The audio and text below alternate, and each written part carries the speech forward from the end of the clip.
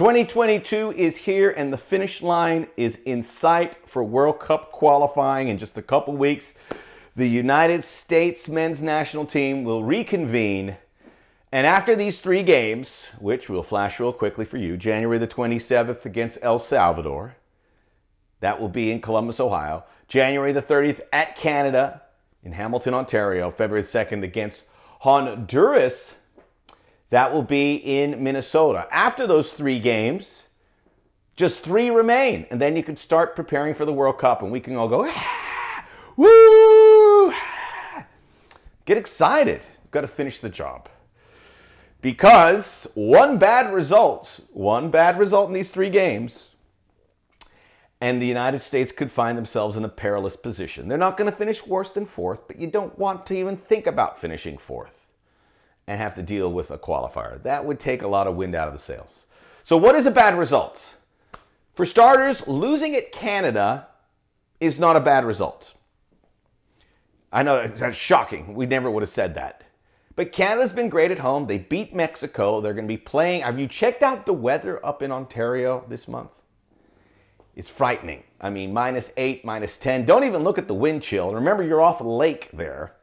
So all sorts of weird things could be happening in that game weather-wise, which could benefit the United States. But I think it would be naive to say the U.S. are going to go storm in there because they haven't looked great on the road either. So I will give them a pass if they lose to Canada. A bad result is not beating El Salvador or Honduras at home. And that could be a tie.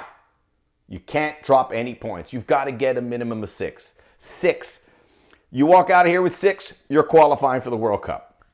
You may not finish first, but you're qualifying for the World Cup, which is the important part. And you still could pursue chasing. Still could pursue, if you beat Mexico, chasing a spot in pot 1, which we talked about last week. Here on the Soccer OG. I just like to take a pause there. Take a deep breath. And where is it? It's over there. Okay, hello, Logan. So, check out the Soccer OG podcast. I'm with Rodolfo Landeros of Fox Sports and Fox Deportes. Might have a very nice surprise for episode 50 coming up in my podcast. So stay tuned for that. 50 episodes, thank you. But in this episode with Rodolfo Landeros, we talk about USA and Mexico, how they're going to fare in 2022, Liga MX and MLS relationships, and soccer in the metaverse and the blockchain, because this is a big deal now. People can make money in these virtual worlds, and soccer is coming down that path, and don't get caught left out. The world's changing quickly. Don't fight it. Go with it. And certainly with regards to the metaverse. Soccer OG podcasts available where all podcasts are available. And please like and subscribe here on the YouTube under Max Bretos. Do it right now. Thank you. So let's talk about the U.S. men's national team and the biggest questions ahead of these 3 January qualifiers. The big question, and it should go without saying, but we got to say it anyway, is COVID and how it can strike at any time. Now, I have been watching a lot of the news and a lot of the scientists in the know, and this Omicron looks like it's going to peak. When? Probably not for another week or 2. And then the downward spiral, which would hopefully give us a respite from COVID for at least a few months, if not longer. We're not getting these crazy numbers. But the reality is, if you get COVID, even if you're asymptomatic, you're going to miss a game. You can't get it because you're going to be locked down, quarantined. So it would be naive to think some of these guys wouldn't get it because guys are getting it everywhere. I'm hoping to see the slowdown. I think we're going to see it here, but far be it hear it from me. I am no scientist or expert, although I do know more than I used to. That's the big one. Now, Greg Berhalter addressed the media. He is currently with a group of about 20 players, MLS players, that he have brought together in a camp in Phoenix to keep them sharp because there is no MLS games right now. The season ended in December. The season doesn't pick up until late February, so that's a big gap. And this is the 3-game gap that affects your MLS players, and that is one of the issues here. And while there is still a small group of MLS players that Greg Berhalter is relying on. That group is going smaller and smaller. There is still a key group, and we'll talk about that here shortly. But Greg Berhalter did address the media with regards to what is happening here. He knows this has to be a very busy week. He's got to keep people sharp. But by and large, this U.S. team comes into this early 2022 stretch in relative good form. The two big injuries, Gio Reyna and now Tim Weah. Gio Reyna been injured since September, where he tore his hamstring. The U.S. were able to survive and move forward without him, so they know that this isn't going to shock them out of the blue. Gio Reyna I think, is poised to have a huge year, but it may not start for a bit. And then Tim Weah, he's been out since December for Lille after he really was the best attacking player for the United States in the last window. Was everywhere, goals, assists, you name it. Now, Berhalter addressed the injuries and he said it's too early to tell. But it's not too early to not include them here. I think you have to make a decision by this weekend. You have 2 weekends of play to see if these guys start coming around. For Gio, I don't think we're going to see him at all. Even if he does make it into the squad, which he has not for Borussia Dortmund, he's not going to play a lot. How do you build up towards that? Maybe he gets a bigger squad and includes them. That's the one way I think Reyna makes it, but I don't think he's going to play a featured role. That is more to get ready down the road. Tim Weah, maybe a little different story because he hasn't been out for so long, but my gut says that both these guys probably not, at the very best, may play a few minutes and be selected. The worst case, not selected whatsoever. But that is the big one with injuries. Not a long list. The bigger concern possibly is guys not playing. And that, as I pointed out, involves the big group of MLS players.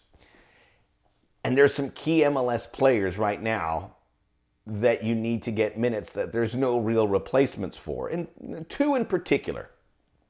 The starting center back pairing, which together have built some cohesion. And Walker Zimmerman and Miles Robinson have earned that pairing, at least for the foreseeable future. Miles Robinson probably never going to relinquish that spot the way he is going. If you're looking for cover, maybe Chris Richards. Maybe Chris Richards can get in there, and he's been playing with Hoffenheim. And remember, the Bundesliga, when I'm talking about guys not playing, these European leagues also have been out of commission, just coming back into view, with the exception of England. Some of these leagues are still on winter break. Brendan Aronson and Red Bull Salzburg has not played. We talked about Brendan Aronson being our best player in 2021 for what he was able to do.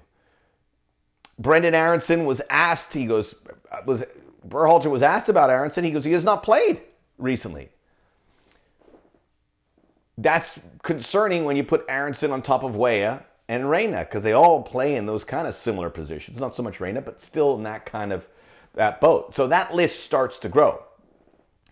But Zimmerman and Robinson and Matt Turner, who we'll talk about in a little bit, who could be the starting goalkeeper, that's your anchor of your team. And that's all MLS based. So Greg Berhalter, you can't recreate games. He's going to have 3 scrimmages, once against a university, once against an MLS team, and one against a USL team. It's not going to create much there with regards to this team. One guy also in that camp is Aaron Long. He was asked about Long too. I don't think he's going to see that breakthrough in January, but maybe March. And that's good because Aaron Long is a special player. DeAndre Yedlin's not playing. Aronson's not playing because of winter break. Jordan Pefok's not playing. Serginho Dest is not playing for Barcelona, as there's perhaps looking for a new club. Greg Berhalter says he talks to Serginho every day. I can't see Dest moving out of a starting role unless COVID or injuries happen. But it's been disappointing to see his career in Barcelona kind of come off the rails a little bit as it looks by all intents and purposes he's going to be finding a new club. So guys not playing is a big detail here. Relatively healthy with those 2 big injuries, but guys not playing, add it to the list. Ricardo Pepi would have been one of those guys not playing, but now he's made that move to the Bundesliga, and he is going to be the starting number 9. The starting forward situation's a little murky.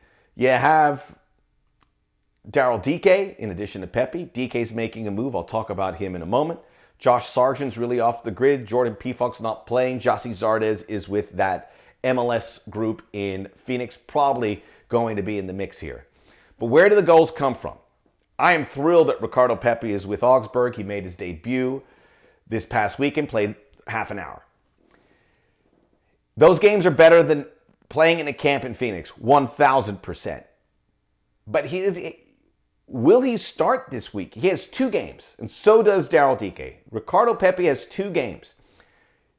The guy he's playing behind as a forward scored a goal in the past weekend. So does Pepi just move in front of him? $20 million transfer says yes, but I don't know if it happens that quickly for Pepi in his pursuit to get games. I think he'll start one of these next 2 games, but I hope he at least starts one and plays in both. And boy, could he use scoring a goal, because it's been a bit of a dry spell. You want him to know the feeling of scoring a goal again. And that comes back to the camp, and it would be huge. But just because Ricardo Pepi's there, we're on the clock because these qualifiers are here. 2 games, he will join the team there in Columbus.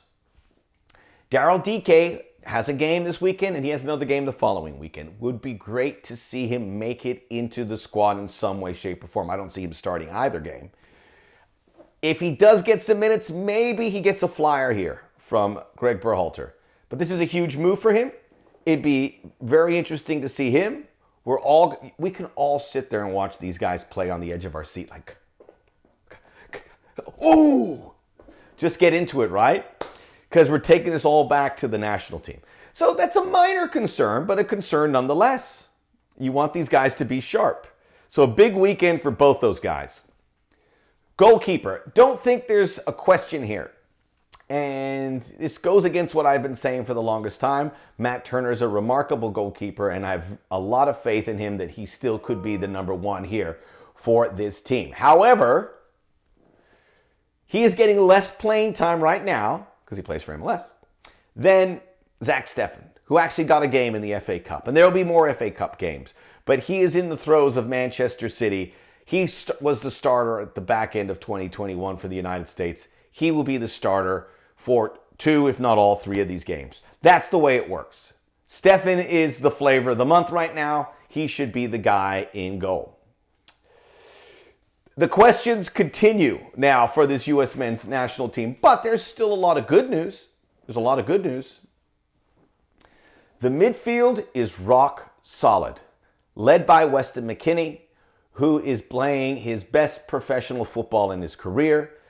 Scored a goal for Juventus, played 120 minutes in defeat in the Supercoppa, which is kind of a made-up trophy, quite frankly. But hey, it's a big game, playing Inter in the San Siro. Prior to that, had the game-winning assist as Juventus won at Roma. He is logging minutes, and when you watch a Juventus game, he is everywhere. It's impossible not to notice, and to me, I put on my Italian soccer Juventus hat. I can only imagine that fans of that club are falling in love with Weston McKennie, the way he's playing and dying on his shield time and time again for that team. Tyler Adams got 90 minutes for Leipzig over the weekend. Hopefully he gets back into it. He gets the minutes because that combination... Yunus Musa started for Valencia for a game against Real Madrid. That's the trio. That's a super trio that we could put up against anyone. It's a top 10 trio, right? That's the strength of our team. And especially the way McKennie is playing, who can really express himself. McKennie, Adams, Musa, Gianluca Busio, who's playing all the time for Venezia, takes set pieces for them. He would be the next man up, so you have cover. How much further deep do you get than that? Maybe it's Luca Della Torre time, who continues to log crazy minutes in the Dutch Eredivisie. It's time for Luca Della Torre. I think it's screaming for him to have a shot. I hope he does. You can't throw him into the deep end of the pool, but that front 4, that starting 3 and that 4th guy that can come in at least for a couple dudes, and don't forget Kellen Acosta, who will be available and ready to go. The midfield is strong. Christian Pulisic is in tremendous form. He did not play in the semifinal of the League Cup for Chelsea, but prior to that, he got an assist in an FA Cup game. Prior to that, he started 5 straight games for Chelsea, all in the Premier League, all 90 minutes, playing a variety of positions, scored a great goal against Liverpool. He's playing wonderfully, even though he's popping around all over the field positionally. He's going to stay with Chelsea. We'll all watch these next few months to see where it goes. And in the summer, we'll reassess. I hope it works out for him on Chelsea, but my gut says that he would be better served somewhere else. I'm not going to go down that path right now. We're not talking about it. We'll talk about that on a different day here on the Soccer OG. But his goal assist numbers are amongst the leaders for Chelsea. Right there, when you look at the per minutes, he is amongst the top guys for that squad. So there is reason for concern just because we're almost at the end of the road here for World Cup qualifying. But the United States have enough cover. Who are some guys that might make it in there and play a bigger role? Jesus Ferreira, based on the injuries and the inactivity of some of the wide players. But you got him minutes earlier. You got him the minutes where he can come in there pretty seamlessly. Maybe Conrad, who's been coming off the bench regularly for Marseille. French league hasn't really kicked into full gear yet, although they are back. Maybe he gets a nod too, because in the situation where you don't have Weah, Conrad's a guy who, at least in theory, can stretch the field. So Ferreira and Conrad in there. Defensively, maybe John Brooks gets back in. These are all guys that you feel comfortable putting into these situations.